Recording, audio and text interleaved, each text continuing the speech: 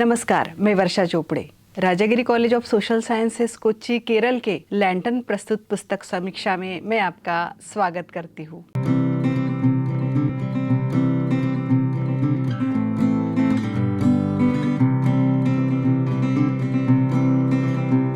आज बात करेंगे किताब रिच डैड पुअर डैड के बारे में। इस किताब के लेखक है Robert T Kiyosaki. Rich dad poor dad में कुल 10 अध्याय और परिचय शामिल है, लेकिन अधिकांश पुस्तक पहले 6 भागों में या पाठों पर केंद्रित है। लेखक रॉबर्ट टी कियोसाकी कहते हैं, जीतने वाले हार से नहीं डरते। असफलता सफलता की प्रक्रिया का हिस्सा है। जो लोग असफलता से बचते हैं वे सफलता से भी बचे रहते हैं। छोटे से शुरुआत करो और बड़े सपने देखो। रिच डैड पुअर डैड ने 109 से अधिक देशों में 50 से अधिक भाषाओं में 32 मिलियन से अधिक प्रतियां बेची हैं। यह पुस्तक 6 वर्षों से अधिक समय से न्यूयॉर्क टाइम्स के बेस्ट सेलर बुक की सूची में है। अमेरिकी टॉक शो होस्ट और मीडिया स्टार ओपरा विन्फ्रे ने अपने शो में इस पुस्तक का समर्थन किया है। एक अन्य सेलिब्रिटी समर्थक अभिनेता विल स्मिथ कहते हैं, जिन्होंने कहा है कि उन्होंने पुस्तक को पढ़कर अपने बेटे को वित्तीय जिम्मेदारी क्या होती है इसके बारे में सिखाया है। यह किताब छात्रों से लेकर एक शिक्षक, बिजनेसमैन तथा उन सभी के लिए है जो अपने जीवन में कुछ बड़ा करना चाहते हैं। यह पर्सनल फाइनेंस पर लिखी गई सर्वश्रेष्ठ किताब है। यदि आपने पर्सनल फाइनेंस के बारे में अभी सीखना शुरू किया है तो यह किताब आपकी पहली किताब होनी चाहिए। इस पुस्तक में लेखक रॉबर्ट कियोसाकी लिखते हैं कि उनके 2 पिता हैं।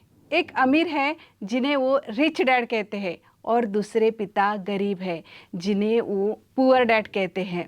रियल में उनके पुअर डैड उनके सगे पिता थे। वही लेखक जिसे अपना रिच डैड कहते हैं वो उनके दोस्त माइक के पिता थे, जिनके पास रॉबर्ट और उनका दोस्त माइक पैसे कैसे कमाते हैं वो सीखने के लिए जाते थे। इस किताब में उन्होंने अपने दोनों पिता और उनके विचारों से जो सीख ली है उसके बारे में लिखा है।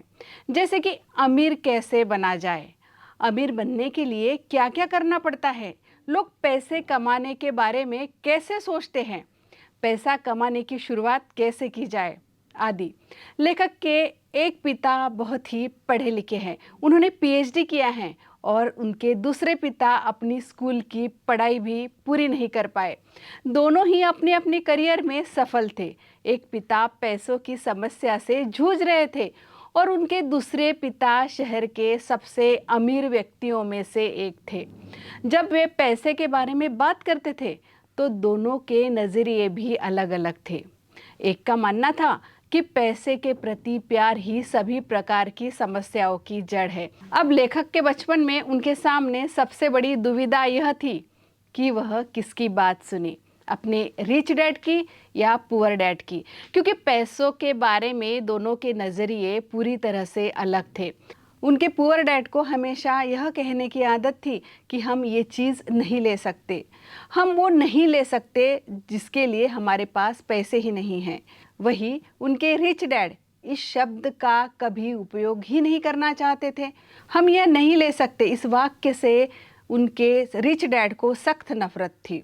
लेखक के रिच डैड कहते थे कि तुम अपने आप से पूछो कि तुम कैसे उस चीज़ को ले सकते हो। उनका मानना था कि जब तुम कहते हो कि तुम यह चीज़ नहीं ले सकते हो तो तुम्हारा दिमाग काम करना बंद कर देता है, और उसके विपरीत जब तुम अपने आप से यह सवाल पूछते हो कि तुम इस चीज़ को कैसे ले सकते हो तो तुम्हारा दिमाग अपने आप काम पर लग जाता है। उनका यह कहना बिल्कुल नहीं था कि आप सब कुछ खरीदते चलो।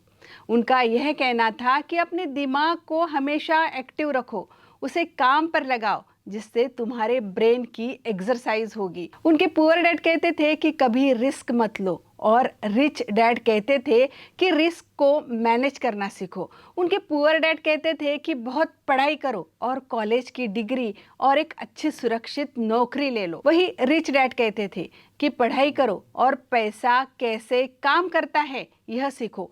पैसों के लिए काम मत करो, बल्कि पैसों को तुम्हारे लिए काम पर लगाओ। छोटी सी उम्र में ही रॉबर्ट यानी लेखक ने डिसाइड किया था कि वे अपनी रिच डैड की बात मानेंगे और उनके पैसों के बारे में सीखेंगे, और पैसों के मामले में वो अपने पढ़े लिखे पुअर डैड को फॉलो नहीं करेंगे। रॉबर्ट के इस रिच डैड ने स्कूलिंग भी पूरी नहीं की थी, फिर भी वह शहर के सबसे अमीर लोगों में से एक थे और बाद में जाकर अमेरिका के सबसे अमीर व्यक्तियों में से एक बने थे। रॉबर्ट और माइक के कहने पर उनके रिच डैड उन्हें पैसे कैसे कमाते हैं यह सीखने के लिए तैयार हो गए थे। उनके अमीर पिता ने उन्हें पैसों के बारे में बहुत कुछ महत्वपूर्ण बातें बताई। अमीर पिता ने उनसे कहा था कि आप पैसा कितना कमाते हो यह महत्वपूर्ण नहीं है, लेकिन महत्वपूर्ण यह चीज़ है कि आप उनमें से कितना पैसा बचाते हो। उन्होंने सिखाया था कि सबसे पहले आपको संपत्ति और देनदारी क्या होती है यह समझना होगा, उसका अंतर समझना होगा। रिच डैड ने उन्हें साधारण भाषा में समझाया था कि संपत्ति आपकी जेब में पैसे डालती है, वही देनदारी आपकी जेब से पैसे निकालती है। यदि आपको अमीर बनना है तो आपको एसेट खरीदने होंगे, और यदि आपको गरीब और मध्यम वर्गीय बनना है तो आपको लायबिलिटीज़ खरीदनी होंगी, क्योंकि कोई भी अमीर आदमी पढ़ा लिखा हो या ना हो, लेकिन वह फाइनेंशियली लिटरेट मतलब आर्थिक रूप से पढ़ा लिखा जरूर होना चाहिए। यानी पैसा कैसे कमाता है यह उसे ज़रूर पता होना चाहिए। पैसा कैसे काम करता है यह किसी कॉलेज और स्कूल में नहीं पढ़ाया जाता। इस पुस्तक से आप कैश फ्लो और इनकम सोर्स के बारे में विस्तार से जानकारी ले सकते हैं। अंत में लेखक लिखते हैं कि गरीब और मध्यम वर्ग के लोग पैसों के लिए काम करते हैं, वही अमीर लोगों के लिए पैसा काम करता है। अमीर लोग अपने एसेट कॉलम को बढ़ाने में लगे रहते हैं, उन्हें उससे जो मुनाफा मिलता है उसे वो वापस वही और पुनः निवेश करते हैं। इस तरह उनका पैसा उनके लिए लगातार काम करता रहता है। किसी भी एसेट में पैसा लगाने से पहले उसमें जिन लोगों ने निवेश किया है उनसे आप मिलो और उन्होंने निवेश कैसे किया यह देखो। यदि उनसे मिलना संभव नहीं है तो उनके बारे में पढ़ो और उस एसेट के बारे में गहन ज्ञान हासिल करने का प्रयास करो। निवेश, पैसा और वैश्विक अर्थव्यवस्था में रुचि रखने वाले लोगों ने इस किताब को ज़रूर पढ़ना चाहिए। इस पुस्तक का अनुवादन दुनिया भर में दर्जनों भाषाओं में किया गया है और यह अब तक की व्यक्तिगत वित्त पुस्तक बन गई है। रिच डैड पुअर डैड का विषय व्यापक है। यह पुस्तक हमें सीख देती है कि धन को धन के विकास के लिए एक उपकरण के रूप में कैसे उपयोग में लाया जाए। यह पुस्तक वर्ल्ड फेमस है और बेस्ट सेलर बुक की कैटेगरी में आती है।